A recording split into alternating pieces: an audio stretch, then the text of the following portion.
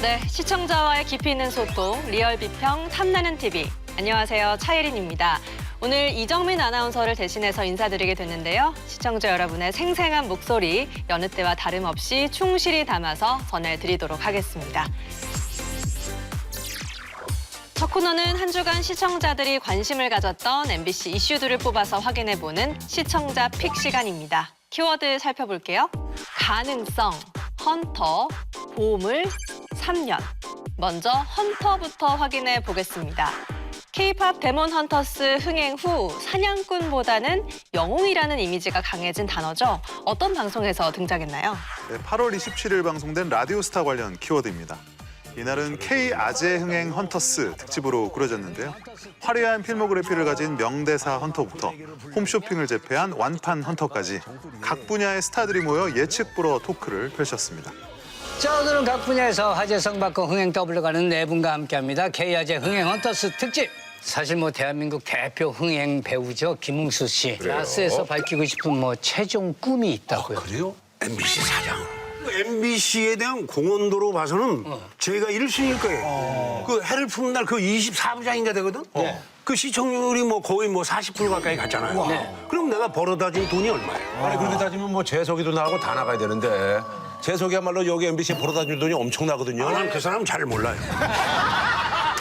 마포대교는 무너졌냐 이 유행어가 대한민국에 모르는 분들이 없는데 유행어 덕분에 감투를 쓸 뻔했다라는 얘기가 있습니다. 촬영 갈 때 이제 강변북로를 지나가다 보면 마포대교가 보이잖아. 아, 뭐 무조건 그럼 보죠. 꼭 사진을 찍어서 지인들한테 보내. 야, 건너가라. 마포대교 안 무너졌다. 우리 저 김웅수 씨가 이제 유머로 내가 그게 어떻게 마포구청장님 뒤에 들어가는지 어쩐지. 이제 마포구청 홍보대사를 뭐 이렇게 좀 얘기가 있었던 거야. 구청 홍보대사. 곽철윤은 그런 데서 안 놉니다. C라면은 내가 좀 애양심이 있어서. 백가 씨에게 가족보다 더 가족 같은 사람이 있다고요? 가족이라고 하기도 뭐한데 근데 너무 자주 이상한 우연을 만난 그 최민수 형님. 민수 형. 네, 엄청난 제가 이 악연이죠.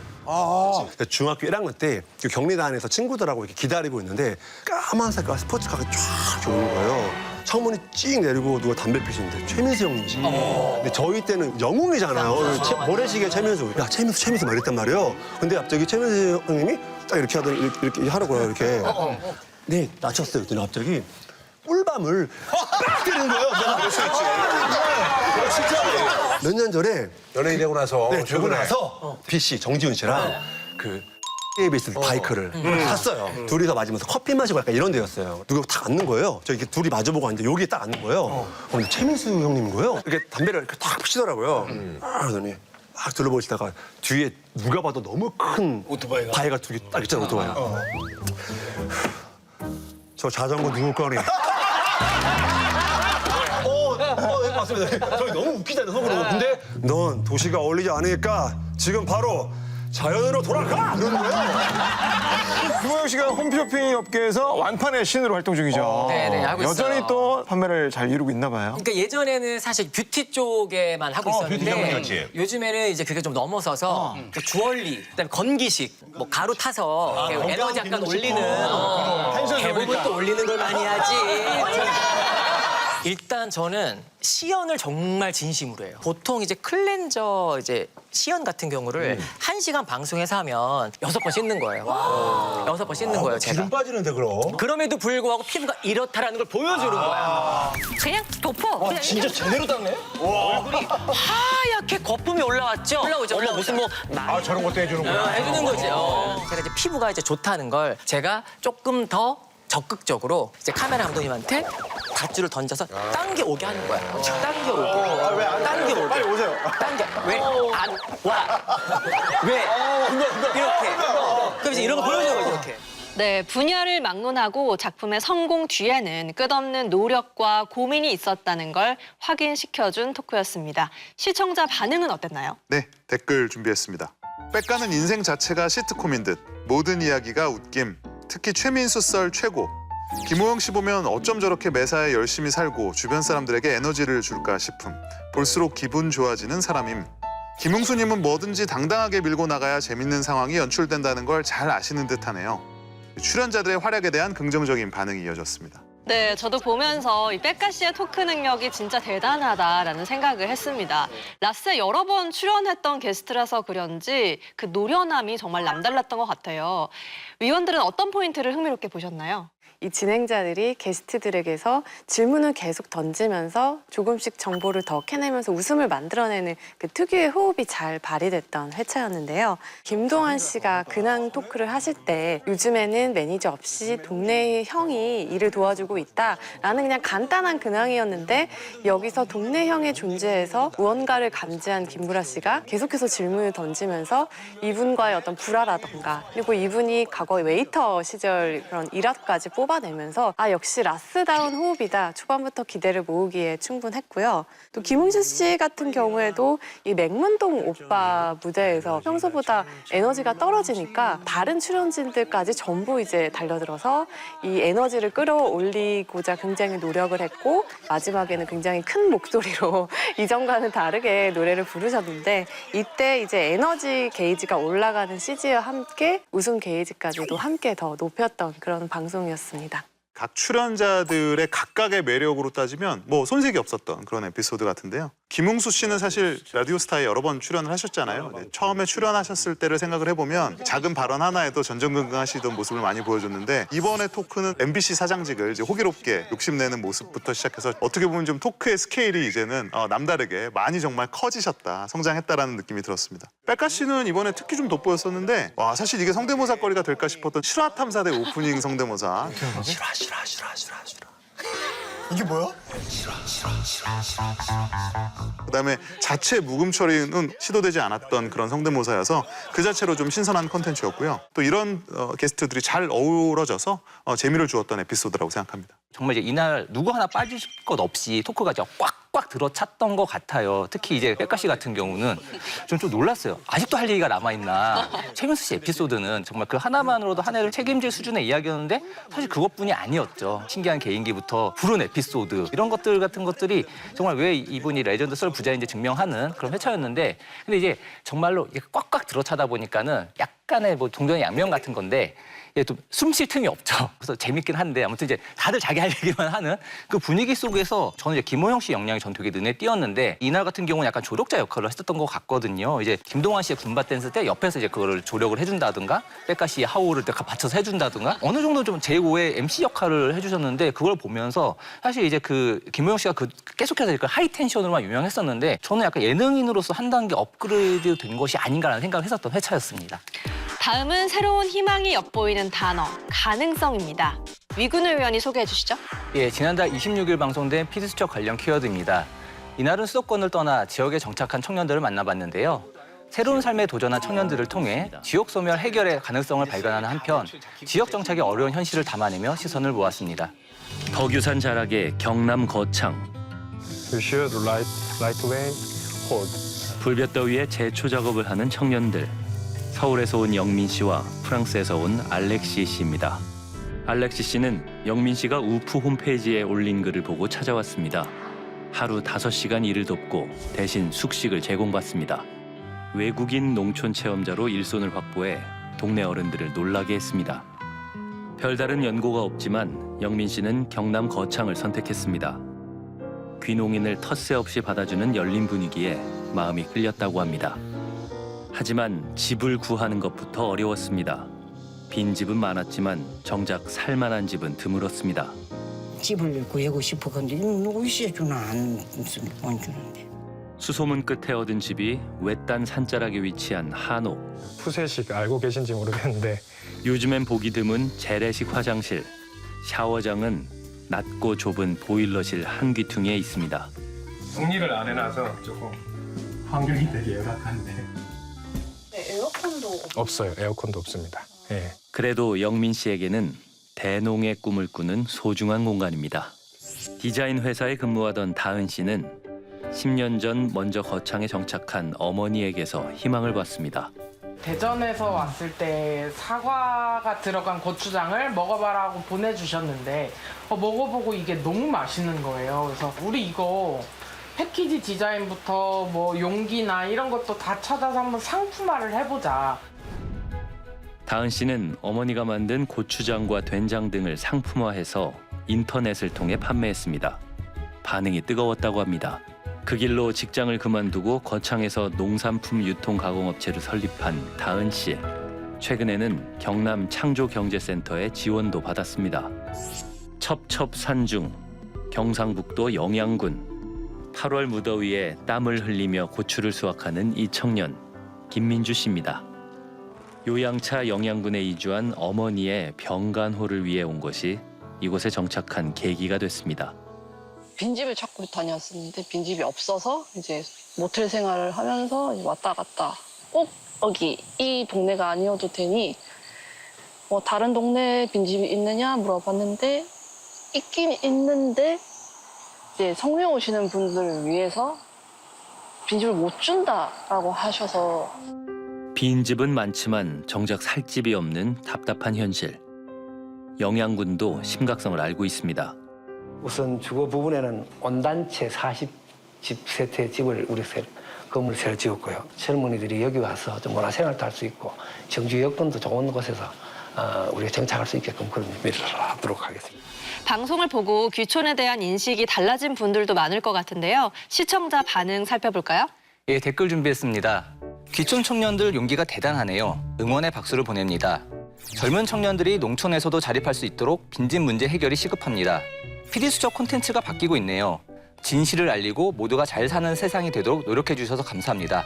이처럼 귀촌 청년들에 대한 응원과 함께 PD수첩 콘텐츠의 변화에 대한 긍정적인 반응을 확인할 수 있었습니다.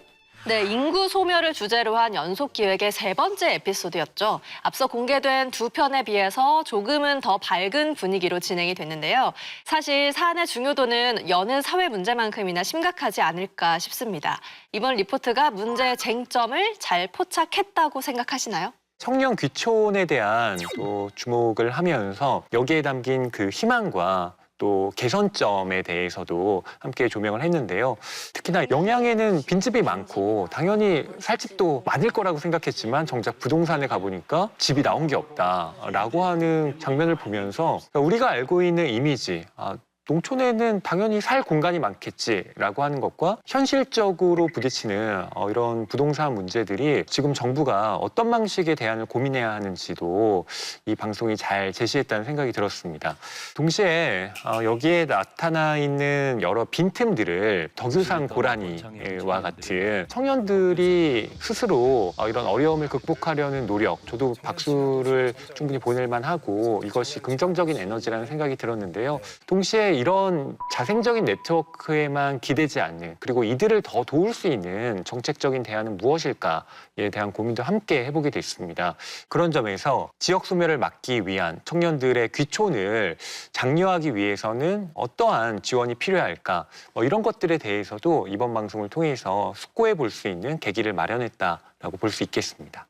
프로그램 전체가 문제는 이런데 이런 해결책이 있어서 이렇게 해결될 것이다라는 어떤 청사진을 밝게 보여준다라기보다는 이러한 어려움에도 불구하고 또 이런 가능성이 있다라는 거를 균형미 있게 보여줬어요. 귀촌 청년들의 뭔가 좀 멋있는 모습, 그리고 왠지 나도 따라하고 싶은 모습 등을 좀 더 부각시켜서 긍정적인 측면을 모아서 방송한다 그래서 사실 그게 거짓 방송이 되는 것은 아니지만 그들이 실제로 사는 데 있어서 어려움을 보여줍니다. 근데 그렇다고 또 그 어려움에서 이걸 마치 좌절로서 보여주는 게 아니라 이걸 통해 이겨나가는 모습을 보여줘요. 근데 저는 이제 또 하나 돋보이는 점이 그가 이제 귀촌 청년들을 다룬다 그러면 농촌, 땅, 농업에서 답을 얻는 사람들의 사례들이 아무래도 우선적으로 보여지게 마련인데 이번 PD수첩에서는 젊은이들이 사실 도시 생활을 통해서 얻었던 이미 그 유산이 있죠. 그러니까 경험이라는 측면이 있죠. 그래서 그들이 갖고 있는 기술 등이 귀촌 생활에서도 역시 적용될 수 있고 그것들이 새로운 가능성으로 이어질 수 있다는 그런 도전 의식을 좀 보여줬다는 부분인 것 같아요. 근데 이 부분도 마찬가지로 그걸 통해서 실제로 그래서 너무 잘 되고 있다,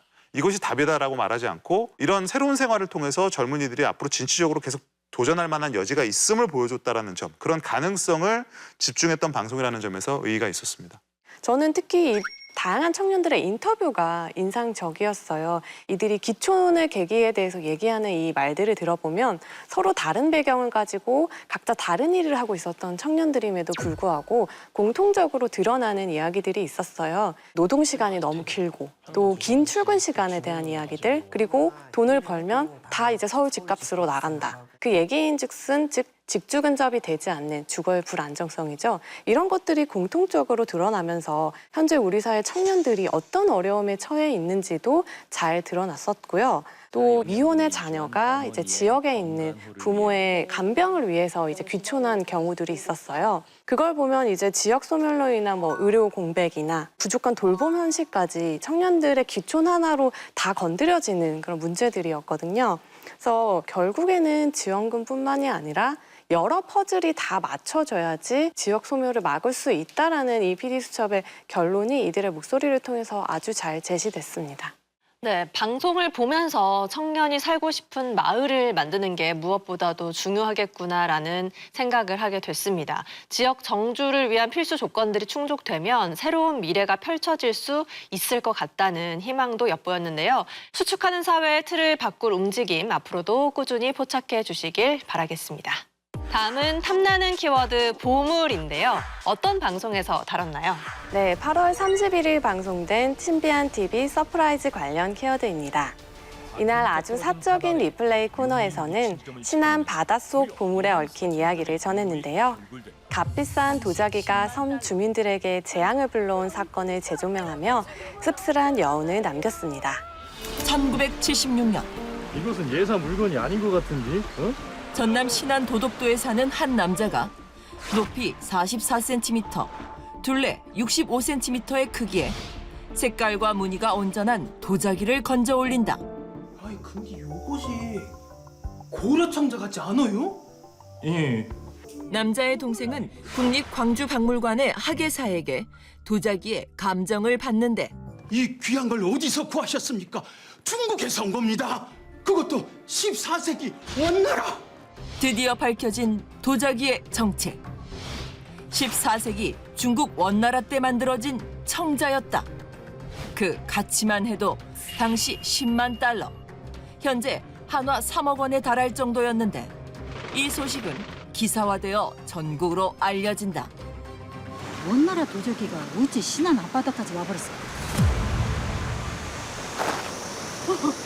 그래서 그 원나라 도자기 발견된 곳이 어디야? 마을뿐이 아닌 것 같은데 외지에서 오셨나 봐요. 묻는 말에 대답이나 해. 낯선 외지인의 등장. 고요한 섬마을의 앞바다에 파문이 인다. 이게 다 무엇이야 이게 다? 듣던 대로 잠수 실력이 장난이 아니구만. 응? 바다 밑에 완전 도다지야 도다지. 그래요? 우린 이제 떼돈 벌리만 남았다고. 요놈으로 잠수 장비만 사면 주민은 끝이요. 싸게 가지고 근데 보물도 싹 긁어보자고. 김 씨는 마음이 맞는 주민과 함께 남아있을 보물찾기에 나선다. 그런데 이렇게 죽으면 어쩌란 말이야. 벼랑간 목숨을 잃은 김 씨. 어떻게 된 일일까? 나 댕겨 올란게. 나 당겨서. 경고한다. 거기 그대로 멈춰. 보물을 찾으러 김 씨가 바다로 뛰어든 사이 감시선이 나타난 것. 아니 감시인데 느끼면 바로 빨간줄인데. 김씨 미안해요. 공범은 잠수 중인 김 씨를 버려둔 채 도망가 버렸고. 배는 어디 있다냐? 망망대해에 홀로 남겨진 김 씨가 결국 싸늘한 시신이 되어 섬으로 밀려온 것이다. 해외 뉴스 토픽에서 볼 법한 사건이 우리나라에도 있었다는 사실이 흥미로웠는데요. 시청자 반응 확인해 볼까요? 네, 댓글 살펴보겠습니다. 보물의 유혹이 재앙이 된다는 말처럼 탐욕이 부른 사회적 파장을 다시금 느낄 수 있었던 흥미로운 시간이었습니다. 지금도 서해 어딘가에 저런 유물들이 상당히 많이 묻혀 있을 것 같네요. 신안섬 보물찾기는 역사를 바탕으로 해 시청자들에게 큰 몰입감을 주네요. 에피소드의 메시지와 구성에 대한 긍정적인 목소리를 들을 수 있었습니다. 실감나는 재현 영상에 신문, 뉴스 같은 실제 자료를 더해서인지 보는 내내 몰입이 되더라고요. 위원들은 어떻게 보셨는지 궁금합니다. 뭐 내가 신안 앞바다에 유물을 숨겨놓은 거를 내가 찾아낸 줄 아냐? 뭐 이런 식으로 일상 대화에서 그런 말을 쓰는 거를 저는 들어본 적은 있거든요.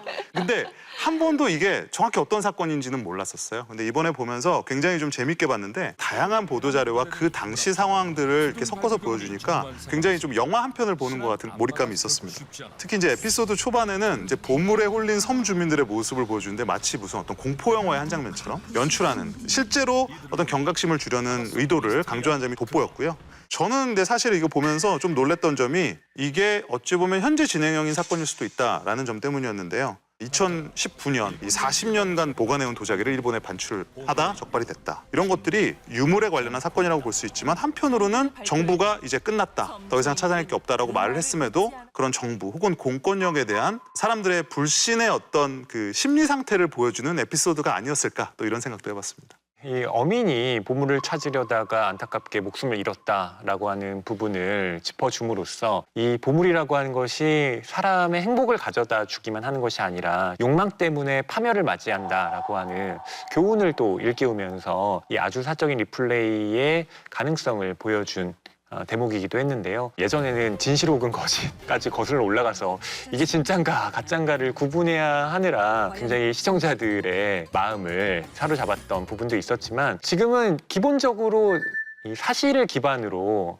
여러 에피소드들이 이제 진행이 되고 있는데요. 그 가운데에서도 아주 사적인 리플레이라고 하는 이 코너는 그 당시의 영상들을 풍부하게 활용을 하면서 시청자의 또 흥미를 자극하고 있습니다. 이번에도 마찬가지였는데요. 당시 뉴스 자료나 이런 것들을 통해서 실제 발굴된 도자기들을 또 보여주는 이런 장면도 충분히 시청자들의 이목을 끌만했다고 생각이 들었습니다. 요즘 이제 그 신안 앞바다 그 유물 도구를 다루는 그 웹툰을 원작으로 한 파인 촌뜨기들 같은 그런 영상물이 이제 최근 OTT에 방영되면서 좀 끌어올려진 게 아닌가. 그러다 보니까는 제 입장에서는 이 이야기가 굉장히 서프라이즈하진 않았어요. 가령 이제 뭐 도굴꾼을 뭐 공식 발굴에 활용한다거나 어부가 죽은 사고 같은 것들처럼 이제 어느 정도 이제 좀 덜 알려진 사연들이 있긴 했지만은 좀 더 극적으로 만들 수도 있지 않았을까라는 생각이 들거든요. 가령 이제 형사가 유물을 사는 척하면서 도굴꾼들을 잡아들이는 장면 같은 것도 내부 회의를 한다거나 뭐 이제 접근을 한다거나 이런 얘기 같은 것들을 넣을 수도 있잖아요. 그러니까 좀 더 이제 그런 단막극처럼 좀 더 그 캐릭터들이 좀 더 살아있고 서사적인 재미가 있는 식으로 구성을 했더라면은 재현이 주는 재미, 우리가 서프라이즈 사이에서 한국 배경 이야기를 볼 때의 재미라는 것을 줄 수 있지 않았을까라는 약간의 아쉬움이 있었습니다. 네, 사실 살짝 어설퍼서 또 오히려 친근한 게 이 서프라이즈의 시그니처이긴 하지만 과거의 이야기를 발판 삼아서 현재 우리에게 생각할 점을 시사하는 것, 그게 바로 진짜 매력이 아닐까 싶습니다. 서프라이즈만의 색깔로 더 폭넓은 이야기 선보여주길 기대하겠습니다. 자, 마지막 키워드 살펴볼게요. 3년입니다. 짧다면 짧지만 누군가에게는 아주 긴 시간처럼 느껴질 수도 있을 것 같은데요. 어느 방송에서 등장했나요? 네, 8월 28일 방송된 오늘엔 그날 후 관련 키워드입니다. 이날은 2022년 발생한 이태원 참사의 끝나지 않은 이야기를 담았는데요. 최근 사고 현장에 있었던 소방관의 안타까운 소식이 전해진 가운데 3년이 흘렀지만 여전히 고통받고 있는 유가족들을 만나봤습니다. 지난 2022년 10월 29일 여기 이태원 스위트 들어가는 길인데요. 압사당할 것 같아요. 겨우 빠져나왔는데 사람들이 교행이 잘 안 되고 막 압사 밀려서 넘어지고 그러면 큰 사고 날 것 같다는 거죠. 결국 300명이 넘는 사상자가 발생하고 말았습니다. 그리고 3년이 지난 지금 사고가 발생했던 이태원을 다시 찾았는데요. 도대체 왜 이곳에서 참사가 일어났던 걸까요? 사람이 몰리면 빠져나가기 어려운 좁은 골목. 참사 당일 이태원에 무려 13만 명의 인파가 몰려들었지만 안전관리는 제대로 이루어지지 않았는데요. 3년이라는 시간이 흘러 거리는 일상을 회복했지만 여전히 수많은 이들이 그날의 아픔 속에 살고 있습니다. 이태원 참사 당시 구조에 나섰다가 우울증을 얻었던 30대 소방대원이 실종 열흘 만에 숨진 채 발견됐습니다. 지난 8월 10일 가족들에게 미안하다라는 말만 남긴 채 실종됐던 소방대원. 돌아오길 바랐던 모두의 간절한 염원과 달리 결국 또 하나의 별이 되고 말았습니다. 당시 현장에 투입됐던 소방대원들은 지금까지도 극심한 트라우마에 시달리고 있는데요. 우리 아들처럼 이렇게 당하고 있다는 생각을 미처 못했어요. 얼마나 힘들어지면은 목숨까지 끊었겠나 싶었어요. 너무 안타깝고. 이태원 참사 이후 많은 사람들이 여전히 아픔에 시달리고 있는데요. 이틀 전에 이 사진을 찍었거든요. 그해 12월에 결혼을 앞두고 있던 예비 신부 지현 씨. 행복해 보이는 사진 속 딸 모습에 엄마의 마음은 무너집니다. 엄마 내가 이거 나오면 우리 같이 보자 그냥 그렇게 약속했었는데 근데 지연이가 이걸 못 보고 갔죠. 어머니는 지연 씨의 성장 사진을 한 곳에 모아두었습니다. 아빠가 매일 내려와서 맨날 지연이를 기다리는 거예요. 아 진짜요? 혼자 밤만 되면 잠을 저의 마음은 어떨까요? 지연이가 올 것 같다. 시간이 흘렀어도 상처는 여전히 아물지 않았습니다. 전주에 위치한 이태원 참사 분향소. 그날을 잊지 않기 위해 이곳을 찾은 시민들. 희생자들의 얼굴을 직접 마주하고 마음속으로 진심을 전하는데요. 어느 세월 지나가면 또 기억 속에서 잊혀지고 수세에서도 이런 일 다시는 안 생겼으면 하는 마음으로 보여주는 거죠. 참사가 반복되지 않기 위해서는 오늘을 기억해야 합니다. 우리 다시 만나서 그때는 오래오래 함께하자. 사랑해 동규야. 밥은 먹었니? 잠은 잘 자고? 너는 대답을 하지 못하는데 밀어난 엄마는 꿈속에서라도 너의 목소리를 더 못 듣고 싶구나. 혜진아 사랑해. 아직도 많은 이들이 상처 속에 살아가고 있는데요. 그날 그들을 절대 잊지 않겠습니다. 네, 지난달 26일 이태원 참사 진상규명과 재발 방지를 위한 특별조사위원회가 직권조사에 착수했다는 소식이 전해졌습니다. 이 참사 원인과 책임 소재 등을 규명하는 것이 주요 안건인데요. 이런 상황에서 전해진 그날 후 리포트, 어떤 점에서 주목해서 보셨나요? 이 코너 이름이 그날 후인데 그날 후라는 내용이 정말 잘 드러났고 그날만큼이나 왜 그날 후에 집중해야 하는가를 잘 보여준 리포트가 아닌가 싶습니다. 이제 분명히 어떤 면에서는 사건이 3년 전에 종결된 것 같죠. 하지만은 누군가는 그 사건으로 인한 부재를 현재 진행형으로 계속 감당하고 있다는 것을 이제 유가족들을 통해서 그리고 또 최근에 운명을 달리하신 소방관분을 통해서 이걸 담아냈는데 이 애도를 넘어서 제대로 된 조사와 처벌이 이루어져야 그날을 안고 사는 분들의 이제 짐을 덜어줄 수 있을 텐데 그런 거는 좀 시사 보도 프로그램의 역할이라고 생각을 하고 이 오늘엔이 사실 그냥 일상을 담아내는 생활 정보 프로그램이잖아요. 우리는 계속 어떤 일상을 살고 있고 어떤 삶을 살고 있고 하지만 또 그것처럼 누군가에게는 굉장히 평범한 일상이 그 고통을 안고 사는 삶인 거죠. 어떤 그런 것들을 보여줬었던 리포트가 아닌가 싶습니다. 당시 상황을 전하기 위해서 이제 희생자들을 심폐소생술하는 영상이나 그 현장에서 비명을 지르는 인파들의 영상 같은 것들이 이제 쓰여졌는데 물론 이제 블러 처리가 되기는 했지만 지나치게 자극적이어서 트라우마가 좀 자극되진 않을까라는 걱정이 되기도 했고요. 또 이근우 의원님께서 뭐 조사나 처벌까지는 오늘의 그 영역이 아니라고 하셨지만 저는 그날 후를 다룬다라면 3년 전에 미흡했던 이런 안전관리들이 어떻게 개선이 되었는지 또 이러한 비극이 반복되지 않기 위해서 제도적으로는 어떤 움직임들이 있었는지 그 부분에 대해서는 좀 간략하게나마 짚고 넘어갔어야 되지 않나 하는 아쉬움은 남았습니다. 트라우마의 연쇄라고 하는 부분에 있어서 이분들에 대한 이 아픔이라고 하는 것을 어떻게 우리가 들여다봐야 하는가에 대한 문제의식이 조금 더 저는 보여질 필요가 있었다고 생각이 들었는데요. 예컨대 현재 국가에서 운영하고 있는 국가 트라우마 센터라든가 지자체에서 상담이나 치유에 관련된 프로그램을 어떻게 운영하고 있는지 향후에 좀 더 유사한 기획이 있을 때는 이런 부분까지 좀 신경 써서 보완이 이루어졌으면 하는 바람이 들었습니다. 다시는 반복되지 않아야 할 사건인 만큼 현 시점에서 짚어봐야 할 트라우마 같은 과제들까지 다뤘다면 더욱더 의미가 있었을 것 같습니다. 여전히 그날에 살고 있는 사람들과 다시 돌아올 수 없는 희생자들을 위해 하루빨리 모든 진실이 밝혀지길 바라겠습니다.